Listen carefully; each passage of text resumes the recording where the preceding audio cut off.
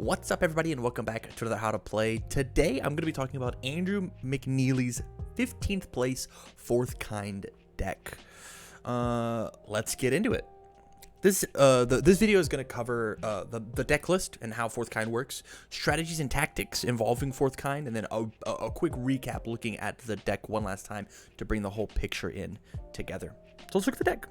So fourth kind is a 5-hand size 34 health character. This deck was being played under the Earth symbol, not a symbol we really normally see when it comes to fourth kind.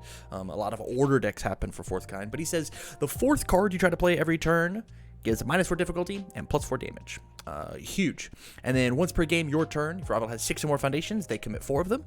Wonderful. And then response commit after you block with an attack, add it to your hand. So a little bit of a solid defensive recursion. Cool. How cool. What is the deck trying to do? Here's the strategy. Fourth kind cheats massive bombs. The fourth card that you play gets really cheap and you just slam it down on the table and it gets really huge. You have tons of card advantage. You want to just draw cards over and over, pretending that you're not a 5-hander, but you still have that 5-hand size defense / disruption, right? You've got 34 health to worry about, and so you can play a little fast and loose when it comes to, do I need to block this? Do I need to not block this? And so let's look at the tactics, right? Cheating massive bombs. The first big bomb, I mean, you'll see him like right off the bat. You've got these two Nomu attacks, 6 diff Gale Force Punch, 6 diff Hulking Grimace.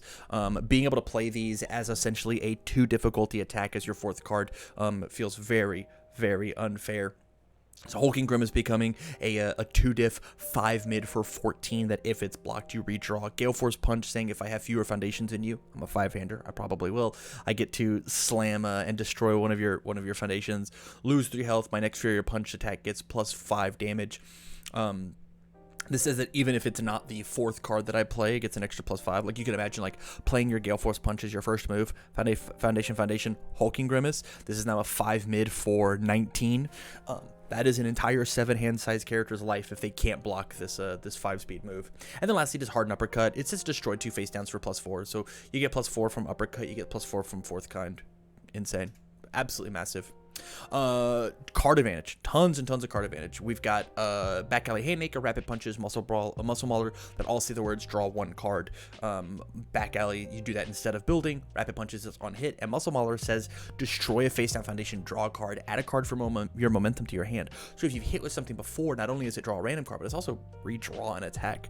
And then another thing of note for Muscle Mauler is if you have more health than your rival, it gets -1 difficulty. So even though this is a printed 6 difficulty move, it is only a 5 difficulty because, I mean, the only character that has more health than us in the game is Nomu and Muscular himself. So, like, we always get to have the -1 difficulty, practically.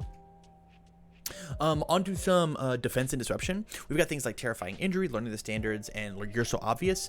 You're So Obvious and Terrifying Injury being like -3 speed or put this thing back to printed damage, and being totally okay with soaking that attack to draw a card with Terrifying Injury, or just like, it's a 4 damage move, I've got 34 health with You're So Obvious.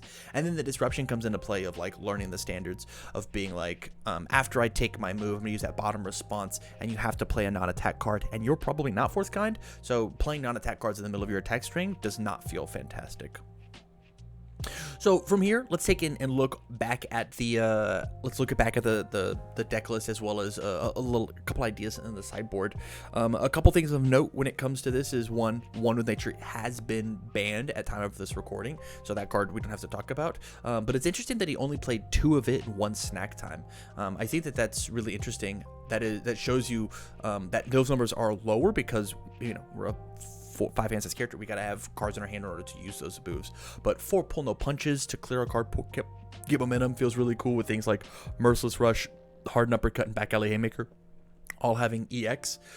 Prehensile Tail, being able to add cards back up to your hand. Same thing with Celebrity Status, stacking it on top of the deck, getting a quick Shivers competitor, flip, and we'll both draw a card. So like the idea of like reutilizing these attacks is really cool from your foundation base. I like it a lot. And the last 2 things of note that I want to talk about is just like, before we jump into the sideboard, is Seizing the Advantage and Teamwork. Seizing the Advantage is really cool in this deck because you can play Seizing the Advantage, Foundation, Attack, The attacks has -4 difficulty. It gets the +2 speed, +4 damage from seizing plus 4th kind, and then you build the seizing down. It still counts that way. And then the one of teamwork I think is really cheeky because you can play teamwork as like a 1 or a 2 difficulty card. I can't remember off the top of my head, but it does say the 4th card you try to play, so you can play it as an enhance with the cards in your card pool, and then your move gets +5 damage in case you don't have that extra attack. I just think it's really neat. It's probably just in here for the low block, but it's spicy. Onto the sideboard, right? We've got 4 red guard. If block, it deals no damage. Amazing card to block, have it deal no damage. Use 4th kind to lift it back to your hand. Prehensile Tail, both as being able to reutilize attacks in your momentum, as well as get rid of my opponent's momentum. It has the ability of it gets rid of yours, or I get mine back. Double You're so obvious to make the full playset matching the main board. One more learning the standards, making it a full playset, and then just 2 more teamwork. Those are in there specifically for the low block, for sure. I can't see block zones, but I'm sure that might be just like a little bit low. All in all, I like the fact that we've got 6 difficulty 4th kind. This is a really cool, innovative list from Andrew. So again, big shout out to Andrew McNeely on his 15th place finish on the online RLE. If you like this video and you want to see others like it, make sure you check out the rest of the playlist as well as all the other ones that I've done from the RLEs this season. With that said, thank you much for watching. As always, I wish you well.